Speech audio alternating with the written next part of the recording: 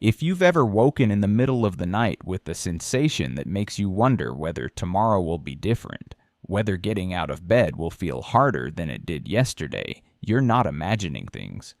And you're certainly not alone.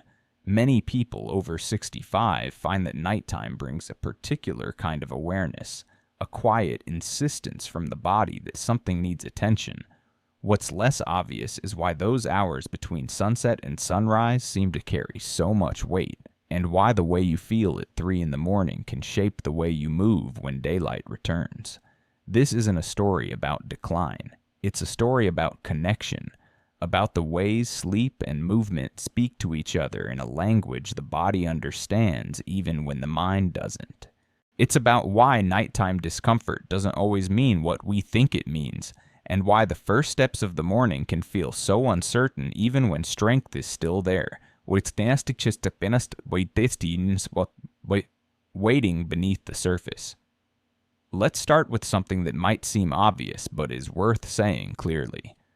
The world is quieter at night. There are fewer distractions, fewer demands on your attention, fewer reasons to keep moving. And in that stillness, the body finally has space to send signals it's been holding back all day. Discomfort that was easy to ignore during a busy afternoon becomes impossible to dismiss when you're lying still in the dark. That doesn't mean the problem suddenly appeared. It means your body finally has your full attention. This matters because many people assume that nighttime discomfort is somehow worse. More serious, more dangerous than what they feel during the day. But often it's not. It's just louder. The same sensation that barely registered while you were walking to the mailbox or preparing dinner becomes the only thing you can focus on when there's nothing else competing for your mind. The discomfort hasn't changed. Your ability to tune it out has. Studies show that many older adults experience nighttime discomfort that interrupts their sleep. This is common enough that researchers have spent years trying to understand not just what causes it, but how it affects everything else. And one of the clearest findings is this. Poor sleep doesn't just make you tired. It changes how your body feels and functions during the day. It affects balance, focus, and the overall steadiness you rely on when you move. Here's where things get interesting. The relationship between nighttime discomfort and walking ability is real, but it's rarely as straightforward as it seems. It's not that one directly causes the other in some inevitable chain. It's that they influence each other in ways that are often indirect, shaped by dozens of small factors that vary from person to person. Poor sleep can make daytime movement feel harder, yes, but limited movement during the day can also worsen sleep. It's a loop, not a line. Think about what happens when you don't sleep well. Your body doesn't get the full recovery time it needs. Muscles stay a little tighter. Joints feel a little stiffer. The nervous system, which relies on rest to regulate itself, doesn't quite settle.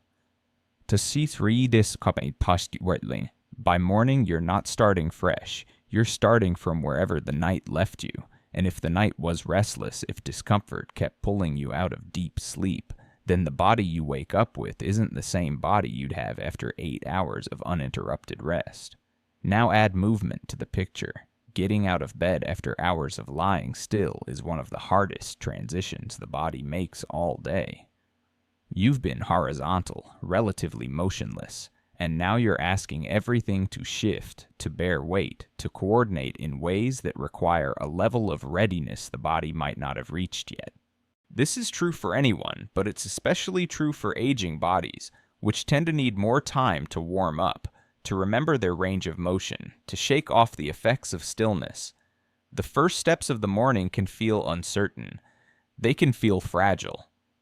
And if those steps follow a night of broken sleep, they can feel even more so.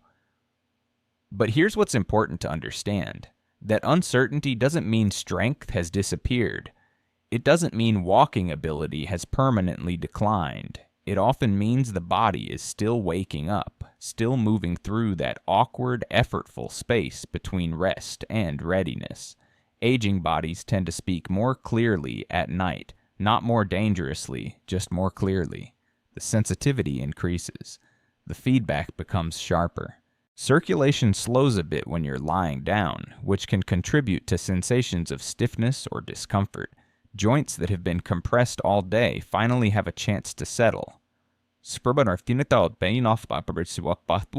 And sometimes that settling brings its own kind of awareness. None of this is damage. Most of it is the body doing exactly what it's designed to do, communicating, adjusting, responding to the conditions it finds itself in. But fear has a way of turning communication into catastrophe. When discomfort arrives at night, especially if it's strong enough to wake you, the mind often jumps ahead. It imagines the worst. It asks whether this is the beginning of something irreversible, whether tomorrow will bring loss, whether independence is slipping away. That fear isn't irrational, it's understandable. But it's also not usually accurate. Discomfort does not mean damage. This is one of the most important things anyone over 65 can know. Sensitivity, stiffness, and delayed recovery are not the same as injury or permanent decline. They're signals, not sentences. And while they deserve attention, they don't deserve panic. Experts agree that nighttime discomfort and daytime mobility are often connected through sleep quality, rather than through any direct harm being done to muscles or joints. When sleep is disrupted, the body doesn't get the recovery it needs. Inflammation may linger a bit longer. Pain thresholds may shift. Energy reserves don't fully replenish. And all of that can make movement feel harder the next day, not because walking ability has fundamentally changed, but because the conditions for moving well haven't been met. This is where the conversation about walking and habits becomes both helpful and incomplete. Yes, staying active during the day can improve sleep at night. Yes, gentle movement can reduce stiffness and build confidence. Yes, there are routines and adjustments that make a real difference. But none of this works in isolation, and none of it works the same way for everyone. Some people find that increasing daytime activity helps them sleep more soundly, which in turn makes morning movement easier. Others find that nighttime symptoms persist regardless of how much they walk.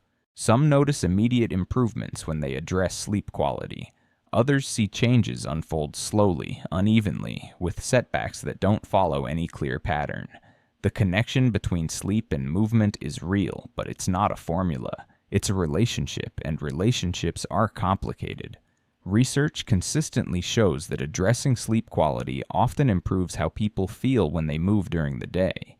But improvements in sleep don't guarantee full recovery of strength or mobility.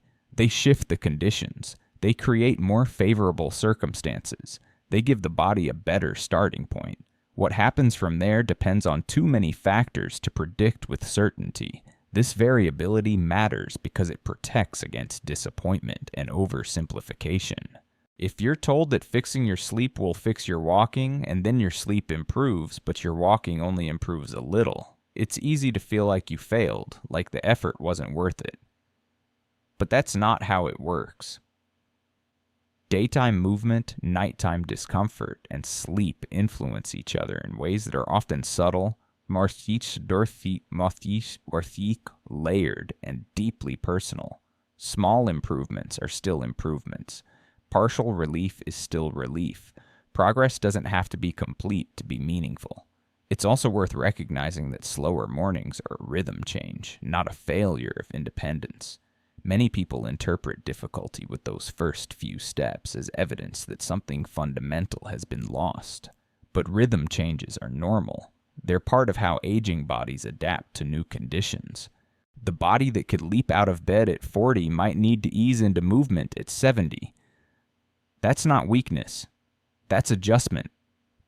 When walking feels harder after a restless night, the body is often asking for gentleness, not surrender. It's asking for patience, for acknowledgement, for a pace that matches where it actually is rather than where you wish it were. That might mean taking a few extra minutes in the morning to stretch, to move slowly, to let circulation catch up before demanding full performance. It might mean adjusting expectations on days when sleep was poor, without assuming those adjustments are permanent. There's a difference between adapting to current conditions and giving up. Gentleness isn't the same as defeat. Recognizing that today is harder than yesterday doesn't mean tomorrow will be harder still.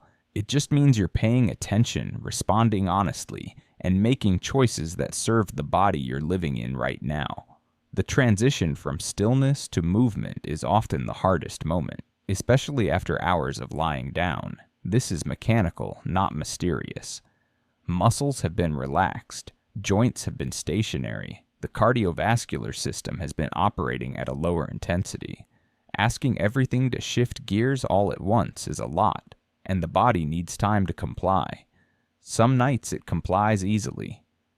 Other nights, especially after poor sleep, it takes longer.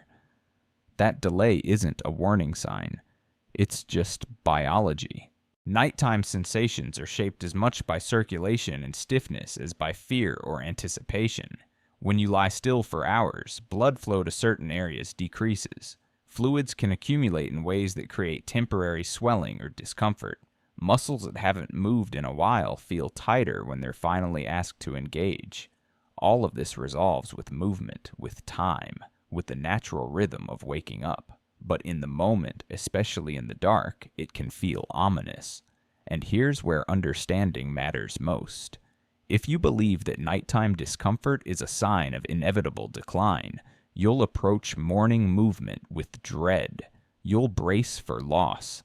You'll interpret every bit of stiffness as confirmation that things are getting worse. But if you understand that nighttime discomfort is often a reflection of sleep quality, circulation patterns, and the body's heightened sensitivity during rest, you can approach morning movement with curiosity instead. You can ask what the body needs rather than assuming what it's lost. Not everyone with sleep problems will develop walking difficulties. Not everyone with nighttime discomfort will struggle with balance or steadiness during the day. The connection exists, but it's not universal. It's not a rule. It's a tendency, a pattern that shows up often enough to be worth understanding, but not so predictably that anyone can say for certain what will happen in any individual case. This is where careful management comes in, awareness without alarm, attention without assumption. The evidence supports taking these connections seriously while avoiding simple cause and effect claims. It supports trying things, adjusting habits, seeking help when needed, without expecting that any single approach will work for everyone or solve everything. Some nighttime symptoms may continue into the day, some won't. Some will respond to changes in sleep quality, some will need other forms of support. The goal isn't to predict or control every outcome. The goal is to respond thoughtfully, to treat the body with the respect it deserves, and to recognize that what shows up after sunset is not always a new problem, but something the body finally has space to signal. If there's a single idea worth holding on to, it's this. Nighttime discomfort and morning difficulty with movement are not enemies to fight or failures to fix. They're information.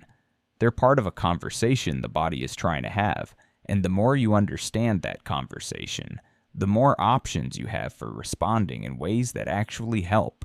Sleep matters. Movement matters.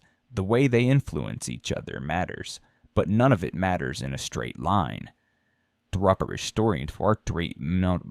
And none of it matters the same way for everyone. These problems are common, yes, but they're not simply something people must accept. They're something people can work with, adjust to, and often improve, even when improvement is gradual, uneven, or incomplete. The first steps of the day can feel uncertain, even when strength is still present underneath. That uncertainty deserves acknowledgement, not denial. It deserves patience, on a fruit to spatmar, not pressure, and it deserves the kind of understanding that only comes from recognizing how deeply rest and movement are woven together, how much the night shapes the morning, and how much power there is in approaching both with gentleness instead of fear.